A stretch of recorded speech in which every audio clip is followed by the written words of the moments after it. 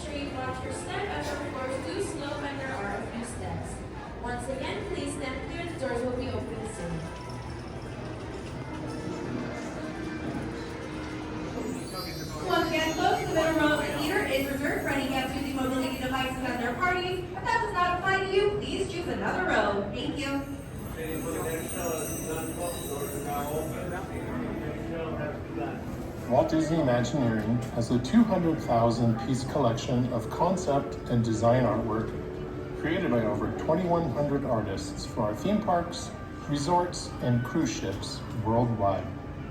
I'm Mike Jesko, Imagineering's principal art archivist, and I have the privilege of working with that collection every day. The artwork you see in the Disney Gallery all comes from the Imagineering art collection. We're pleased to share it with you in celebration of Disneyland's 70th anniversary. Some of these pieces may be favorites of yours, and some, I can tell you, have never been seen before. Displayed together for the first time are 10 Disneyland site plans.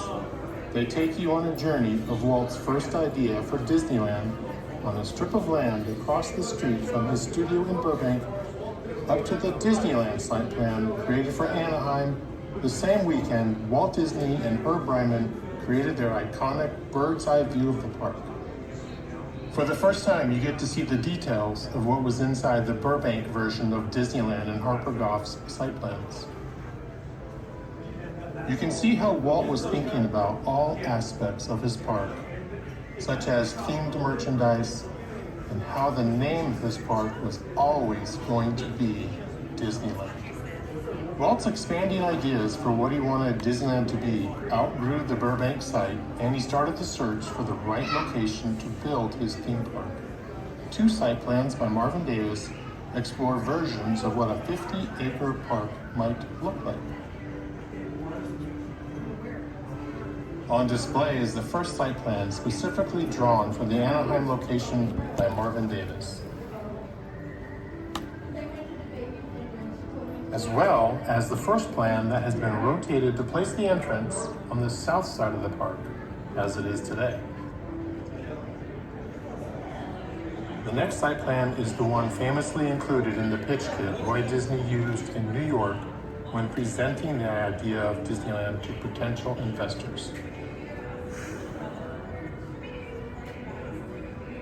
The final site plan on display is one drawn by Marvin Davis the same weekend Walt and Herb Ryman were creating their masterpiece overall bird's eye of Disneyland. The site plan is included in their drawing in the bottom right corner. Seeing this collection together of Disneyland site plans shows exactly what Walt was thinking as he explored what Disneyland could be.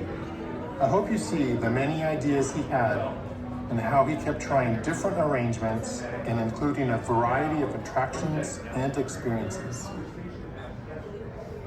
This is a real illustration of what Walt meant when he said, "As long as there's imagination left in the world, Disneyland will never be completed."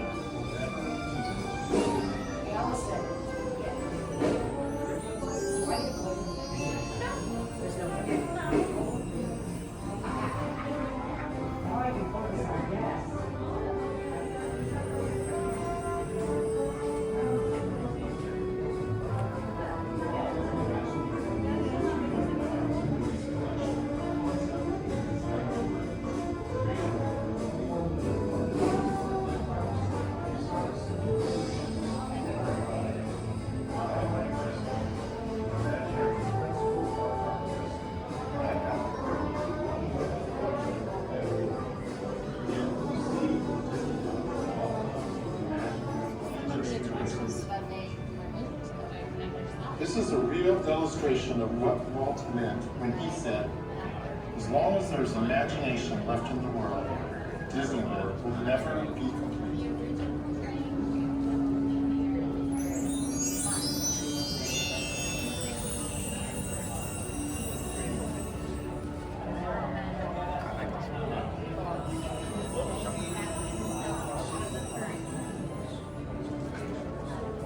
Walt Disney Imagineering is a 200,000-piece collection of concept and design artwork created by over 2,100 artists for theme parks, resorts, and cruise ships worldwide.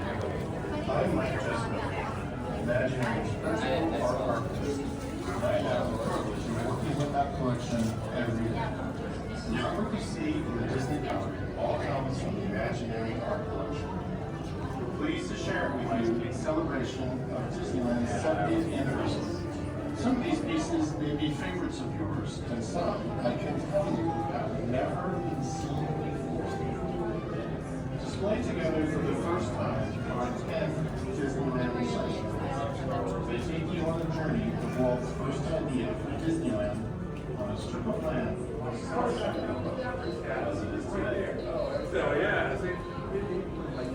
The next segment is the one famously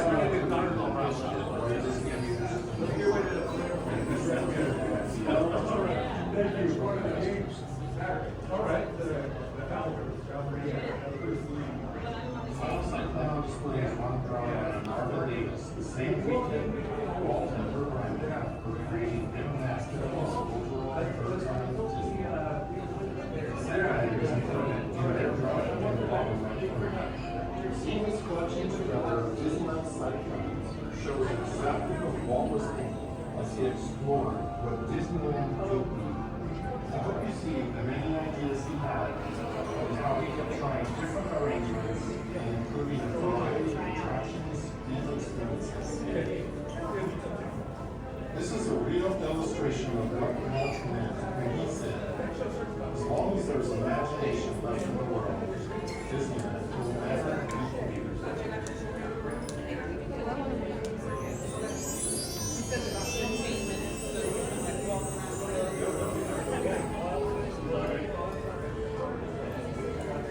Good morning, everyone. We now invite you into the back lobby to experience the pre-show for our feature presentation, Walt Disney: A Magical Life. The pre-show will be playing on that screen right above the fireplace, and it shares the experiences of individuals who have the privilege of working with Walt Disney himself. As a friendly reminder, food and beverages will not be permitted to enter the theater. Please finish, throw away, or put away any food and beverages before the theater doors open. Please park strollers on the outside of the Opera House. Wheelchair accessible viewing areas will be located in the center of the theater, which you can reach by entering through the central doors underneath the Word House. Thank you, and our theater doors will be opening up in approximately 16 minutes. I can tell you, I've never been seen before. Displayed together for the first time are 10 Disneyland recyclers. They take you on a journey to Walt's first idea for Disneyland on a strip of land across the street from the studio in Burbank, up to the Disneyland site plan created for Anaheim. The same weekend, Walt Disney and her brand created their iconic bird's eye view of the park. For the first time, you get to see the details of what was inside the Burbank version of Disneyland and Parker Bob's site plans. You can see how Walt was thinking about all aspects of his park, such as themed merchandise, how the name of this park was always going to be Disney. On display is the first site plan specifically drawn for the Anaheim location by Marvin Davis, as well as the first plan that has been rotated to place the entrance on the south side of the park, as it is today. The next site plan is the one famously included in the pitch kit Walt Disney used with his organs in presenting their ideas to the potential customers. The final site plan on display is one drawn by Marvin Davis the same weekend. Walt and her brand were creating their masterpiece of overall bird's eye Disney. The site plan is included in their drawing in the bottom right corner. collection together of Disneyland site plans shows exactly what Walt was thinking as he explored what Disneyland could be. I hope you see the many ideas he had and how he kept trying different arrangements and including a variety of attractions and experiences. This is a real illustration of what Walt meant when he said, as long as there's imagination left in the world, Disneyland will never be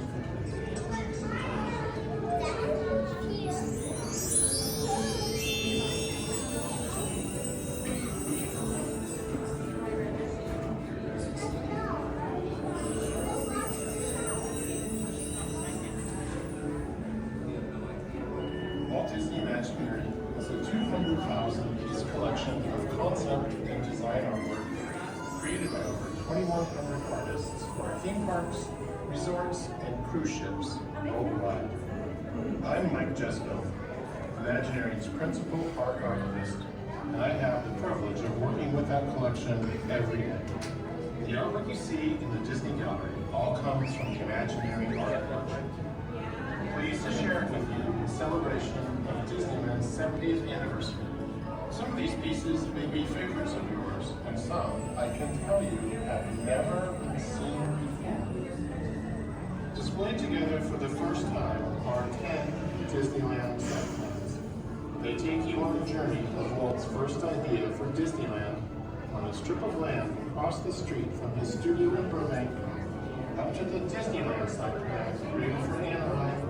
The same weekend, Walt Disney and Herb Ryman created their iconic bird's eye view of the park. For the first time, you get to see the details of what was inside the Burbank version of Disneyland and Orthodox site plans. You can see how Walt was thinking about all aspects of his park, such as themed merchandise, and how the name of his park was always going to be Disneyland. Walt expanded ideas for what he wanted Disneyland to be out of the Burbank site, and he started the search for the right location to build the season site. Two site plans have been explored as the first plan that has been rotated to place the entrance on the south side of the park, as it is today.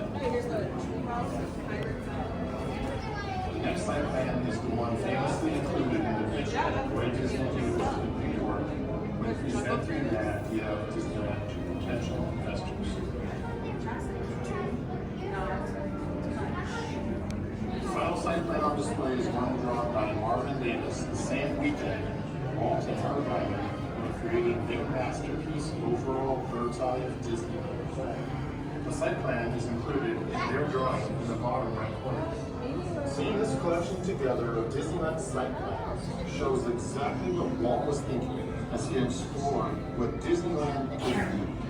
I hope you see the many ideas he had and how he kept trying different arrangements and including a variety of attractions and experiences.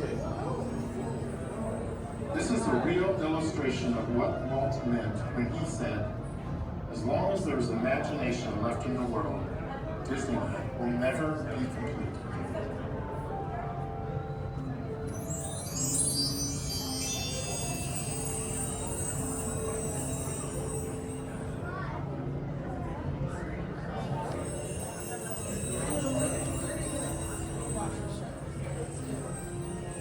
Walt Disney Imagineering is a 200,000-piece collection of concept and design artwork created by over 2,100 artists for our theme parks, resorts, and cruise ships worldwide. I'm Mike Jesco, Imagineering's principal art archivist, and I have the privilege of working with that collection every day. The artwork you see in the Disney Gallery all comes from the Imagineering art collection. We're pleased to share it with you in celebration of Disneyland's 70th anniversary. Some of these pieces may be favorites of yours, and some, I can tell you, have never been seen before. Displayed together for the first time are 10 Disneyland site plans. They take you on a journey of Walt's first idea for Disneyland on a strip of land across the street from his studio in Burbank up to the Disneyland site plan created for Anaheim. The same weekend, Walt Disney and Herb Ryman created their iconic bird's eye view of the park. Burbank version of Disneyland and Orthodox segments.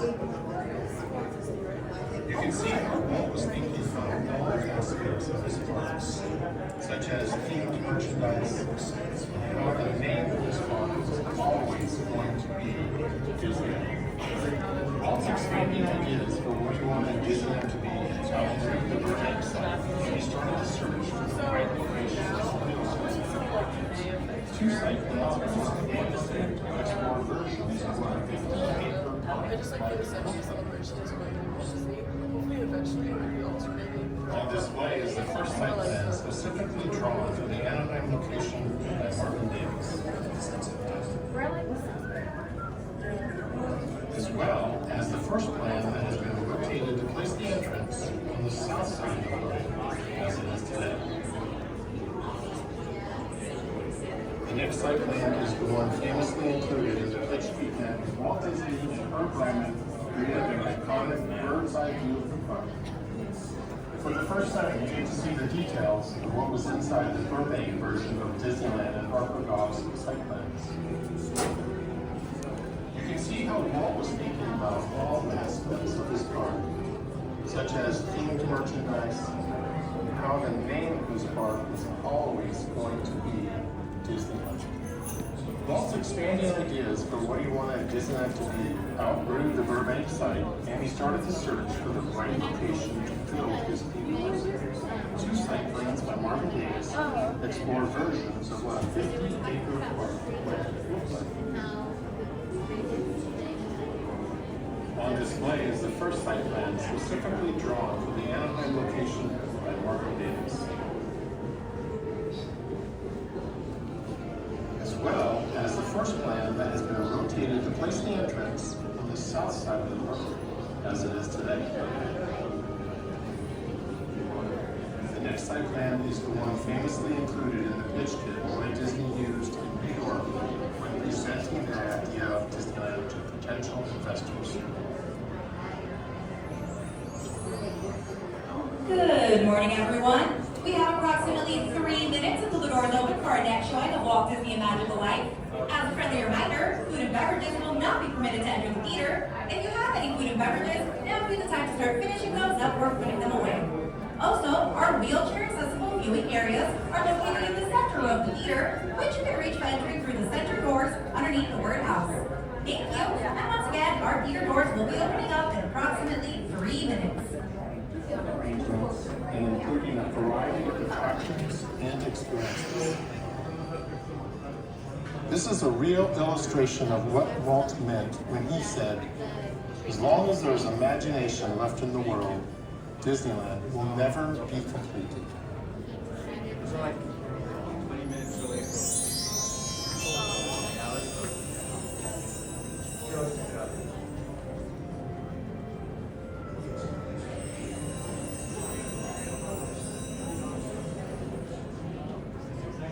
Walt Disney Imagineer is a 200,000-piece collection of concept and design artwork created by over 2,100 artists for our theme parks, resorts, and cruise ships worldwide. I'm Mike Jesko, Imagineering's principal art archivist, and I have the privilege of working with that collection every day. The artwork you see in the Disney Gallery all comes from the Imagineering art collection. We're pleased to share it with you in celebration of Disneyland's 70th anniversary. Some of these pieces may be favorites of yours, and some, I can tell you, have never been seen before. Displayed together for the first time are 10 Disneyland site plans.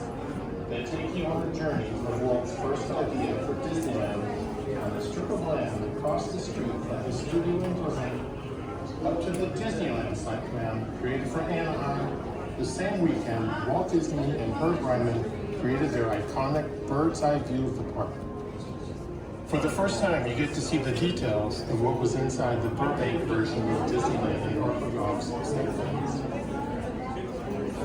You can see how Walt was thinking about all aspects of this park, such as themed merchandise, how the name of this park was always going to be Emily and Liam. Walt's expanded ideas for what he wanted Disneyland to be outgrew the Burbank site, and he started to search for the right Welcome to the Main Street Opera House. In a few moments, the doors will open into the theater for our next showing of Walt Disney: A Magical Life. For your safety, please remain behind that red line on the carpet as the automatic doors will be opening up towards you. When you enter the theater, please keep your party together, choose a row, and move all the way across. Please watch your step as you enter as the floor slopes and there are some steps. Wheelchair accessible viewing areas are located in the center of the theater, which you can reach by entering through the center doors underneath the word house.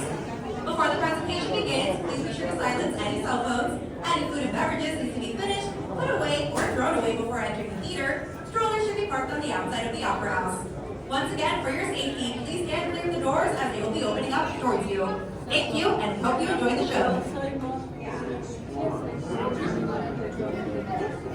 Once again, folks, the middle row of the theater is reserved for our guests using mobility devices and our parties. If that does not apply to you, please choose another row. This is a real illustration of what Walt imagined when he said, as long as there's imagination left in the world, Disney will never disappear.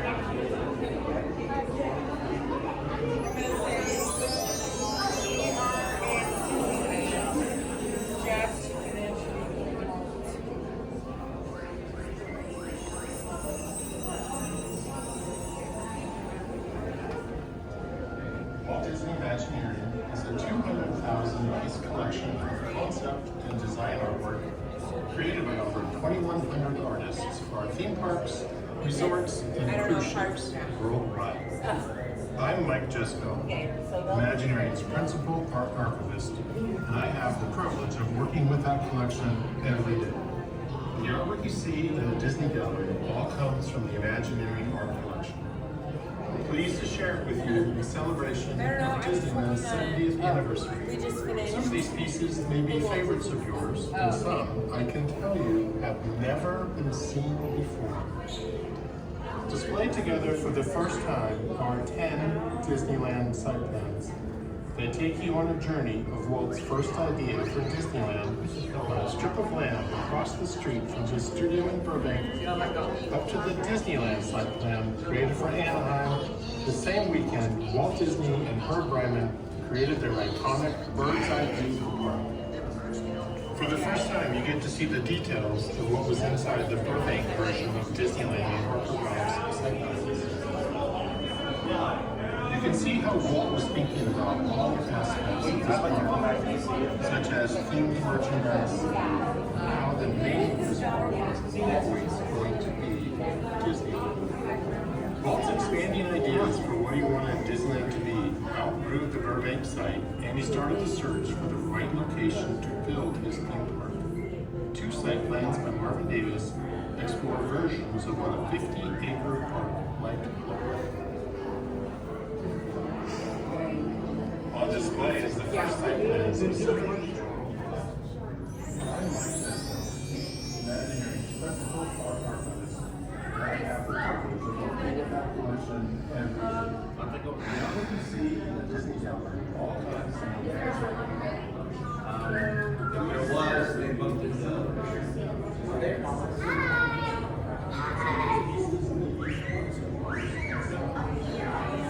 I have a few thousand things in my feather brain to tell you about Walt Disney's Enchanted Tiki Room. It is the most amazing show in Disneyland.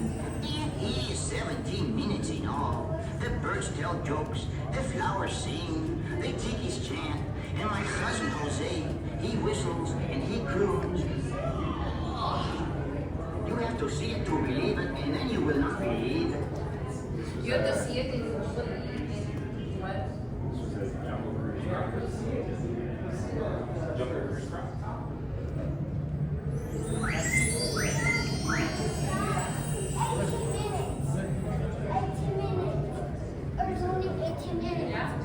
You gotta watch. They'll talk right now. What's your name?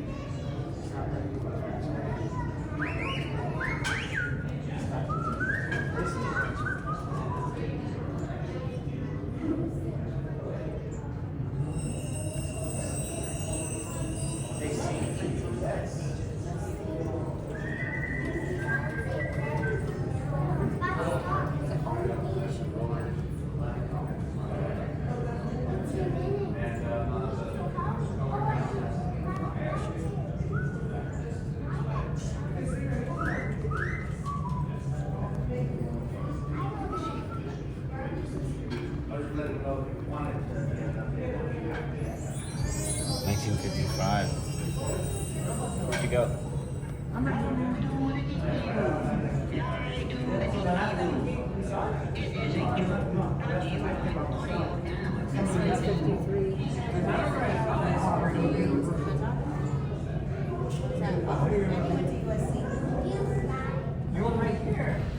Good morning and welcome to the Disneyland Opera House. We now invite you folks over here to the back lobby to experience the pre-show to our feature presentation, Walt Disney, Magical Life. This pre-show consists of a series of interviews given by individuals who have had the pleasure of working with Walt Disney. After that, we will then be seated for the next show. So please utilize this time to finish your stowaway or discard any open food and beverages, and please park strollers outside the Opera House doors on Main Street. Once again, we invite the folks over here to the back lobby to experience our pre-show that will begin playing on the screen just above the fireplace behind the audio-animatronic display shortly. If there's any guests traveling with any wheelchairs or the mobile assisted devices, accessible seating can be found by lining up at the middle doors underneath the word house. Our pre-show will begin in less than a minute, and we will begin seating for the next showing of Walt Disney, Magical Life, in approximately 15 minutes.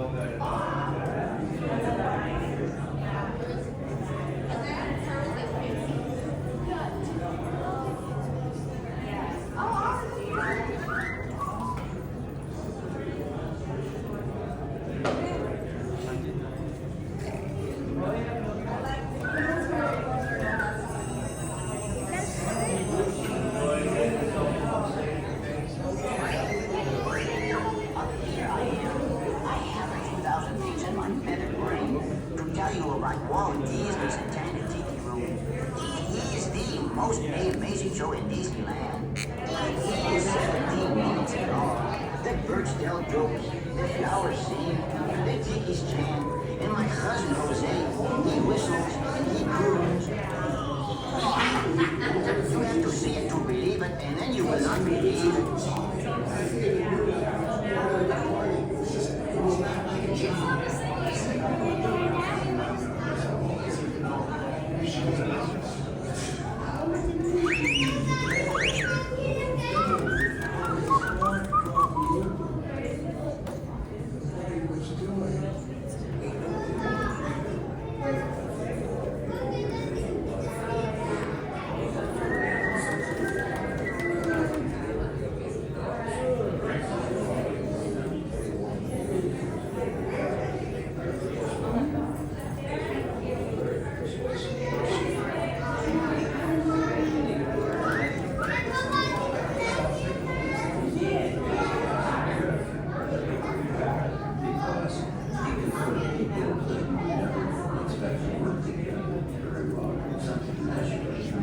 Come to the Tiki Room.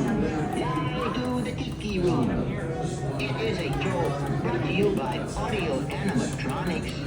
This has been a recording.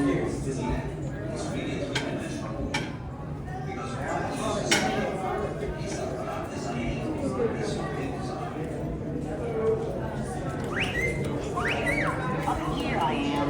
I have a few thousand things in my feathered brain to tell you about Walt Disney's enchanted tiki room. It is the most amazing show in Disneyland. It is 17 minutes in all. The birds tell jokes, the flowers sing, the tikis chant, and my cousin Jose, he whistles and he croons. It's awesome. You have to see it to believe it, and then you will not believe it.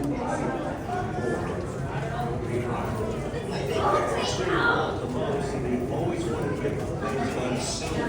And I think that he was really never satisfied because he really was always reaching for that individual thing they call perfection. And how do you know when you reach it? So you keep reaching. And that's classic Walt Disney. He had such depth and vision, being able to see something so far in advance when we were living just at what we did today. He was never interested in yesterday. He was only interested in what he was going to do today and tomorrow, because he was moving things. Sense of justice. But I know not every.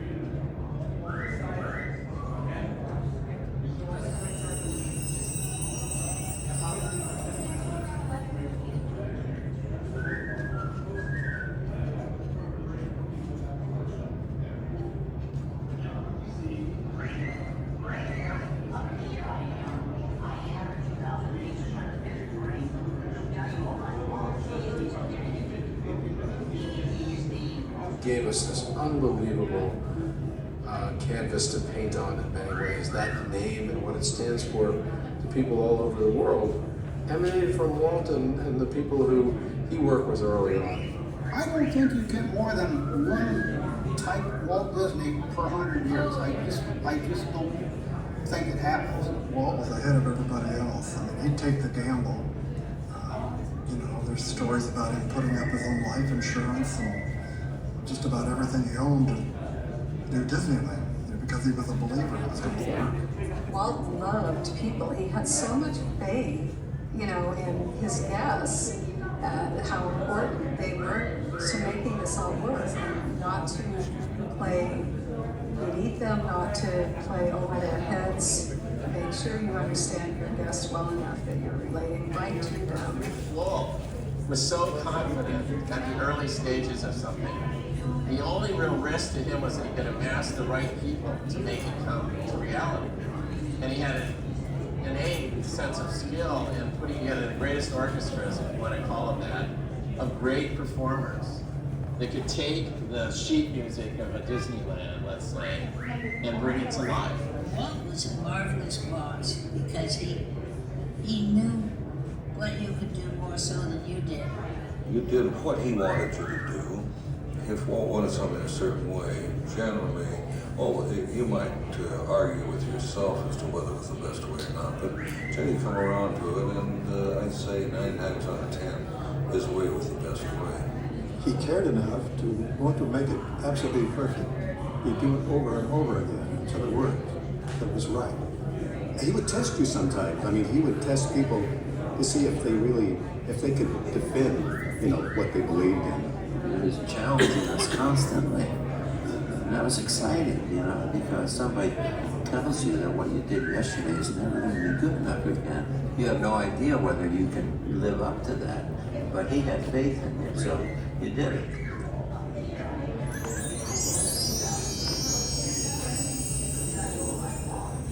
I feel that we were like part of the big party. It was not like a job. And I said to him one time, I grabbed him by the arm, I said, Walt, I said, you know, you should get an office over here. And he said, no, Rolly. He says, I don't work over here, I come to play. And I think we kind of looked at Wade as his sandbox. He loved to work with his hands, he loved to do woodworking, he built furniture. Not many people know that. This was his hobby.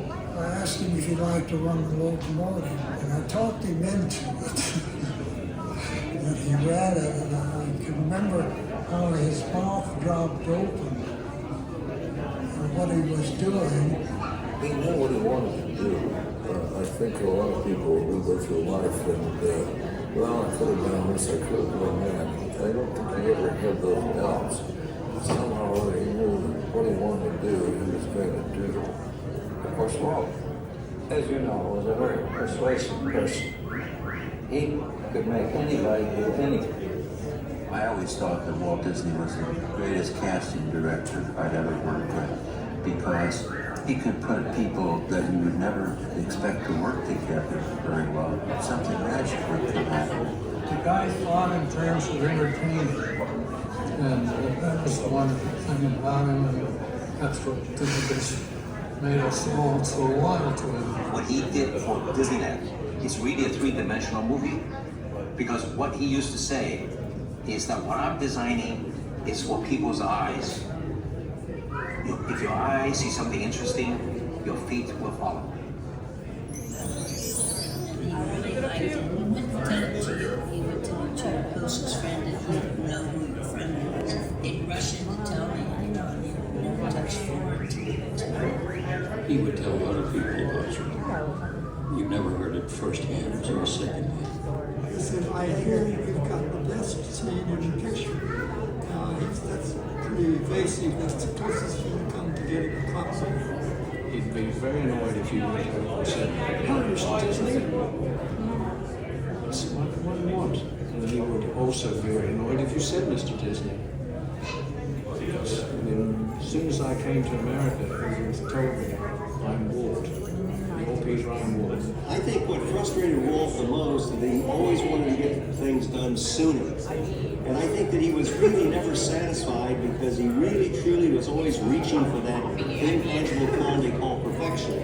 And how do you know when you're reaching it? So you keep reaching. And that's classic Walt Disney. There's such depth and vision, being able to see something so far in advance when we were looking just at what was there today. He was never interested in what you did yesterday. He was only interested in what you were going to do today and tomorrow, because he was moving on. He was doing new things. I think he had a sense of destiny. And he knew where he wanted to go. And he wanted to get on with it always. When we'd be working on something, he could hardly stand it. If I'd be soldering something, he would almost want to solder it himself. You know, I was trying to get air into polyester to make permanent bubbles for antique glass. And he said, let me try it. You know, he was right there, really interested.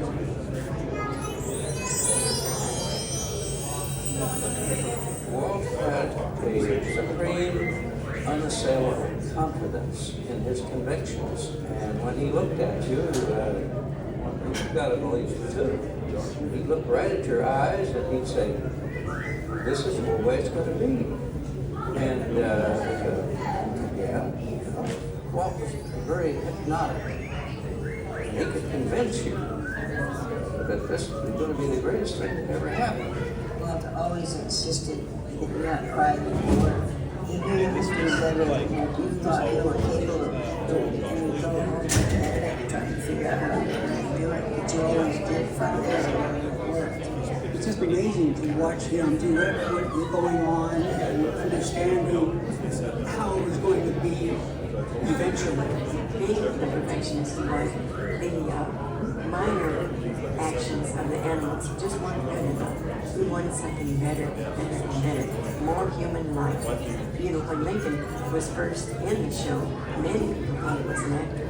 They just swore it wasn't really an animated character. They thought it was a human. He himself was the greatest storyteller I have ever seen. He could just make anything come alive and just tell you about it and making you so burning up with desire to please him that you would just do it. You would just do it. It was a magical thing. You drop in a glass of water, like a Japanese flower, it expands in the whole place. So it's expensive, Disney. It's been about in so many different ways, and it's done nothing but good. And you think, what is it that makes this man special? And then suddenly you come out with a dream suggestion. And you think, why should I go for that? One day when I was selling in between, I see Walt Disney walking there and walked towards him at the table, but I never thought that he would sit with me. He did. I said, what's the name? Like, working here, like the pool, is there anything that we can do to make a difference? Just a pleasure for you to sit down with me. Great personality.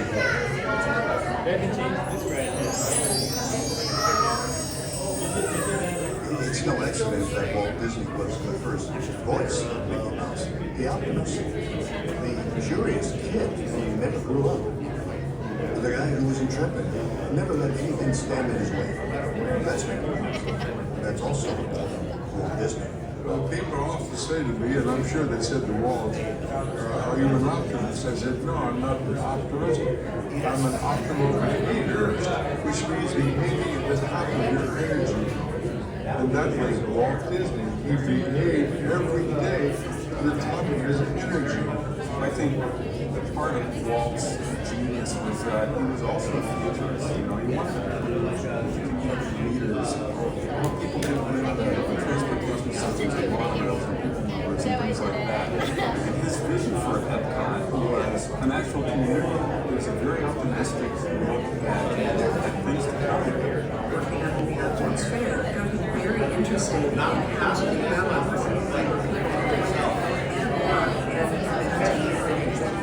just improve the lifestyle of the average American. This was a man that had worked out in the past because he loved these jobs and used the many motion pictures and television shows to get through to the public. And what in the future, because he loved technology.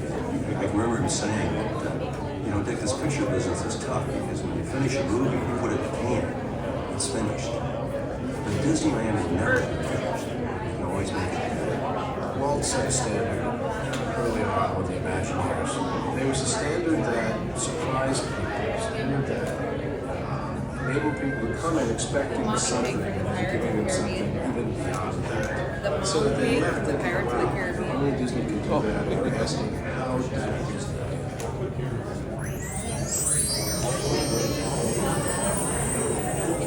Mickey Mouse to motion pictures and television, parks and beyond, Walt Disney's vision and risk-taking have given the world a lifetime of entertainment. The tribute you're about to see is told in Walt's own words, from interviews recorded throughout his storied career. Although the quality of these recordings varies, we hope you'll agree they provide a unique and personal perspective on his remarkable life. Now, a few reminders before our show begins. Please, no flash photography or video lighting. Make sure you silence all of your devices at this time, and if you need to leave our theater at any time, please use the doors over there on your right-hand side. You just go out, make a left-hand turn through the green curtains, and you'll be back on Main Street, USA. Our show starts in just a few moments. To introduce Walt's story, you're going to hear a few words from Chief Executive Officer of the Walt Disney Company, Bob Iger. Enjoy.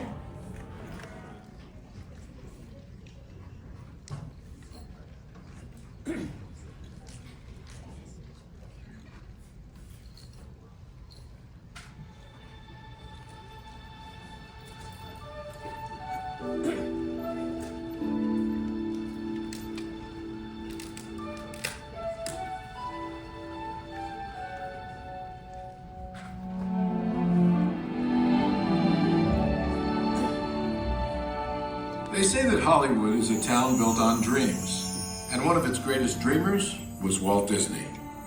His life was filled with both exhilarating success and heartbreaking setbacks. But he never gave up.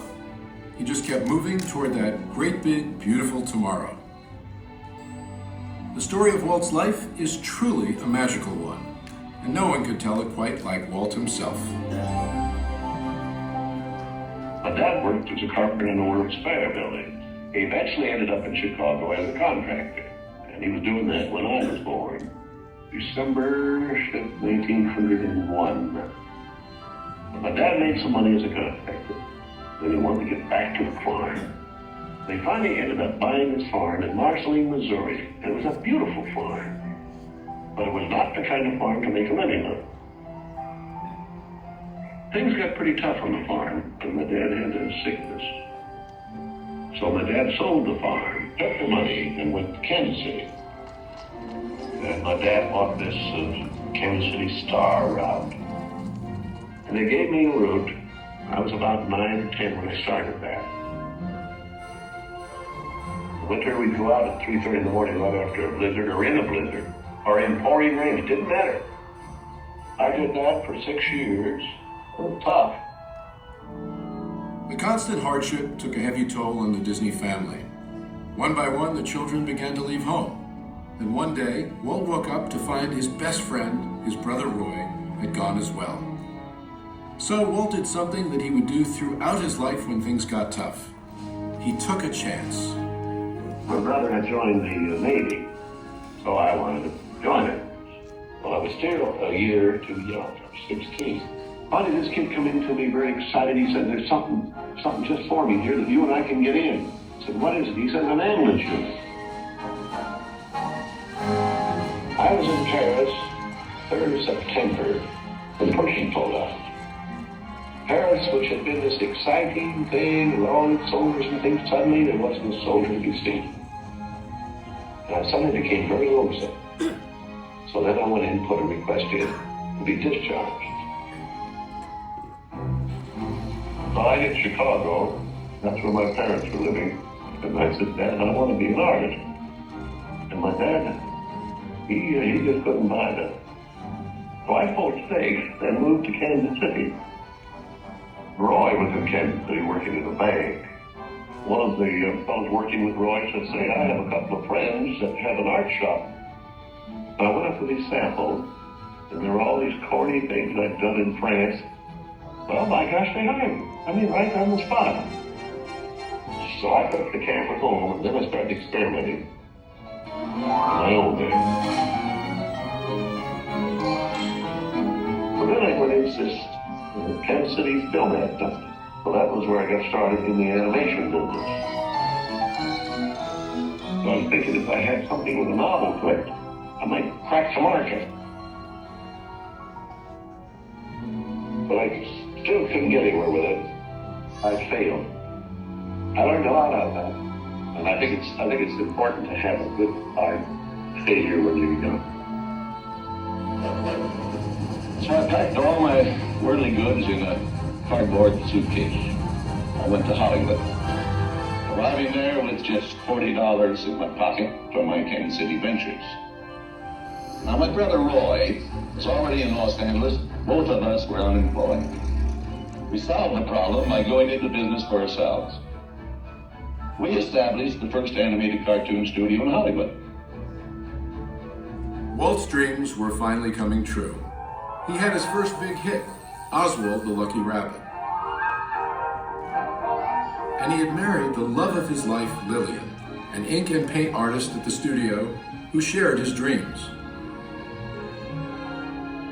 Then he was dealt a devastating blow. On a business trip to New York City, he learned that he had lost ownership of Oswald due to a contract loophole. And to make matters worse, the distributor had signed away Walt's artists. Most people would have given up right then and there. Not Walt Disney. He sent a telegram to his brother Roy. Everything okay. And as he headed home to California, something happened along the way that would change things forever. Mickey Mouse came into our life. He popped out of my mind onto a drawing pad for a train ride from Manhattan to Hollywood at a time when the business fortunes of my brother Roy and myself were at lowest ebb and disaster seemed right around the corner. His first actual screen appearance was at the Old Colony Theater in New York in Steamboat Willie. He was the first cartoon character to stress personality, and I thought of him from the first as a distinct individual. I did the voice. Hang on, pal. Here we go.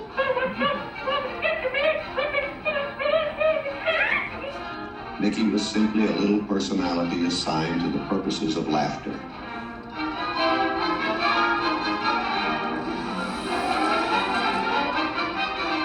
Mickey fitted the need exactly. He brought in the money which saved the day. He enabled us to explore our medium, and he paved the way for our more elaborate screen ventures. By nature, I'm an experimenter, so I had another idea which was plaguing my brain. It was the Silly Symphonies. It was a series without a central character. Every one of us was a new type of subject to give us something to reach out and accomplish something different.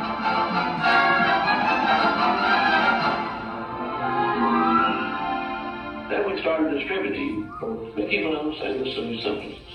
It was nip and tuck getting them out. Walt began to push himself and his artists.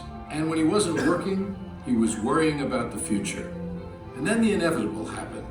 In 1931, he had what he called a heck of a breakdown. So he did something unique for Walt Disney. He took time off and took his wife on the first vacation they had ever had. When they returned, he was a new man, filled with ideas for the future.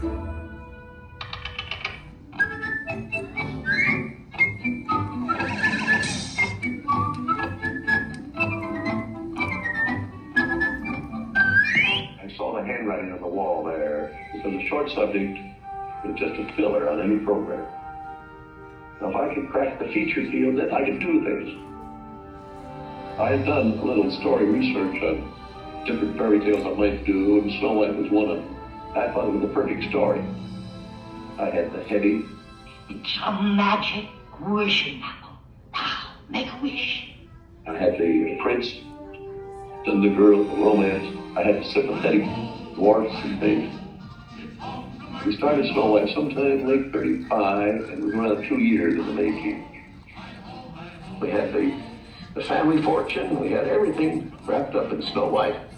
In fact, the banker, I think, was losing more sleep than I was. We had a big premiere, the Carthy Circle Theater, big, grand Hollywood premiere. All of Hollywood brass turned out for a cartoon.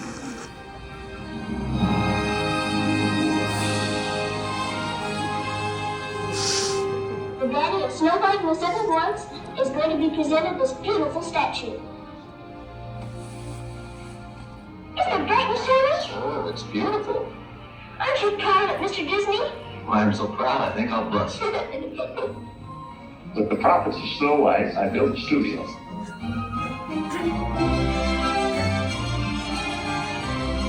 Two years later, I was almost broke. Plus, I had all these pictures and words. Okay.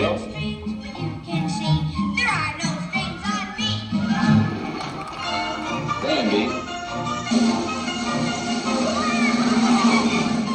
Fantasia.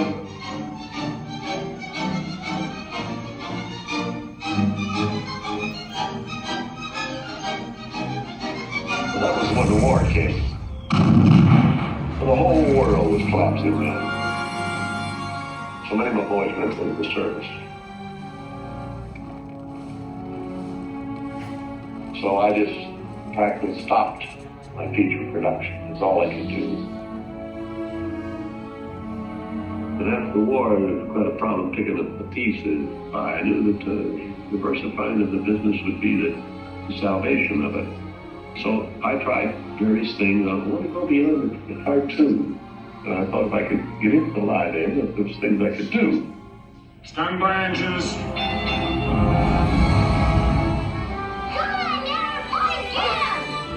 Not bad, eh, Charlie? Let's open her up and see what you really do. I wanted to look different types of things that I could Say, I could fall on my nose with one of these pictures, but I had another one right behind it that would hit. After a long concentration on live action and cartoon films, we decided to try something that would employ about every trick we learned in the making of films. We would combine cartoon, live action, in an enormous fantasy, Mary Poppins. As the original Mary Poppins budget of $5 million continued to grow, I never saw a sad face around the studio. Even my brother Roy was happy. This made me nervous. And the horrible thought struck me. Suppose the staff had finally conceded that I knew what I was doing. Once again, Walt Disney had created storytelling magic to reinvent family entertainment. But even then, he wasn't finished. He had a bigger dream in mind. Well, it came about when my daughters were very young, and Saturday was always Daddy's Day with the two daughters. So we'd start out and try to go someplace at, different things, and I would take them to the merry-go-round, and I took them different places, and as I'd sit there while they rode the merry-go-round, did all these things, I felt that there should be something built, some kind of an amusement enterprise built where the parents and the children could have fun together. So that's how Disneyland started. Takes a lot of money to make these dreams come true. And we had everything mortgaged, including my family. Started with many ideas, threw them away, started all over again. And eventually it evolved into what you see today as Disneyland. But it all started from a daddy with two daughters wondering where he could take them, where he could have a little fun with them too. The park means a lot to me in that something will never be finished, something that I can keep developing and adding to. Not only do I add things, but even the trees will keep growing. The thing will get more beautiful every year. And I knew that if I did anything like the park, I had to have some sort of a medium like television to let the people know about it.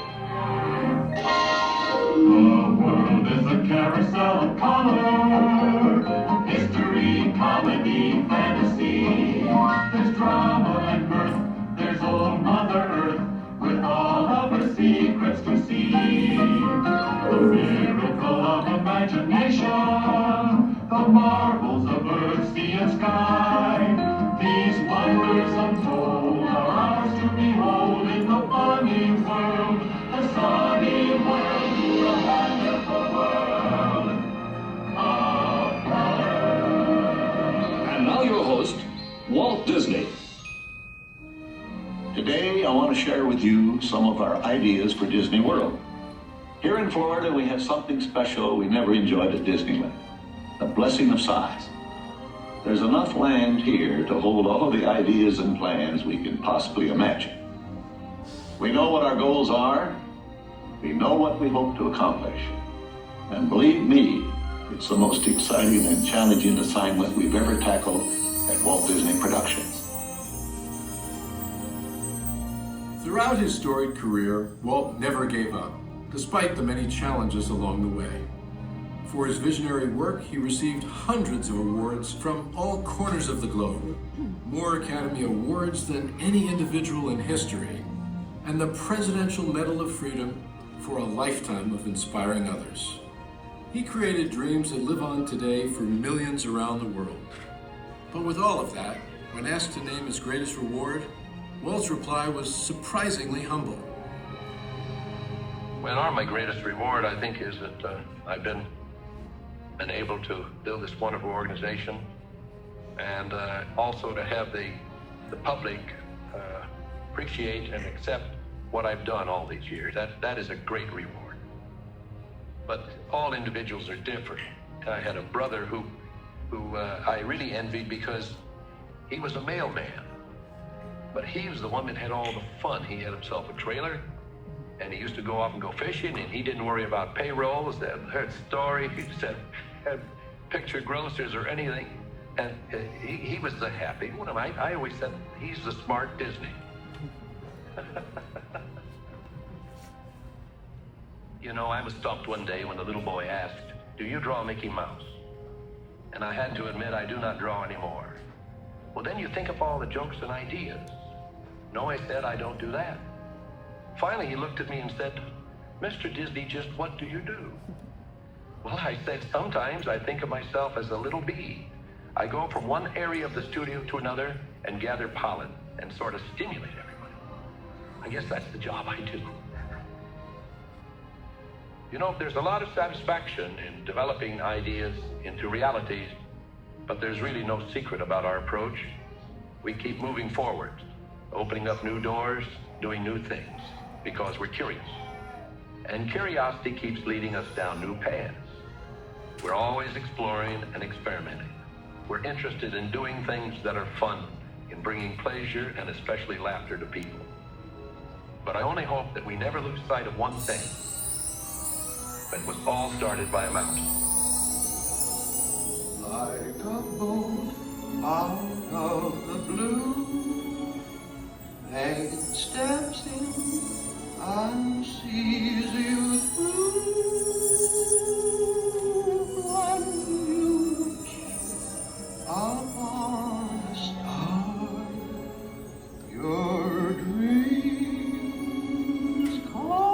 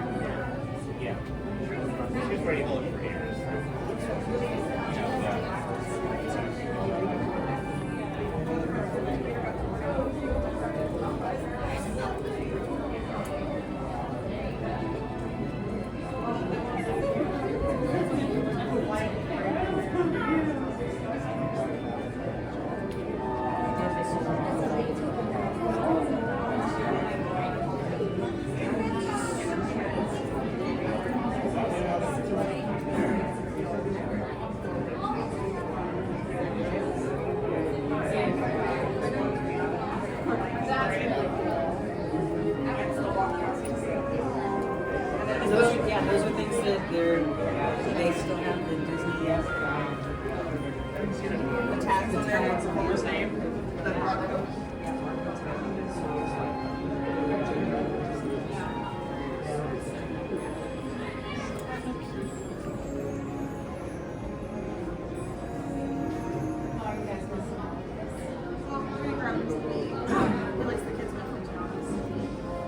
I bought the key to Disney the very first week of living, and I finally brought it. We were going to unlock at least one lock today. We're going to go through at least one land and get that. Plus the outside.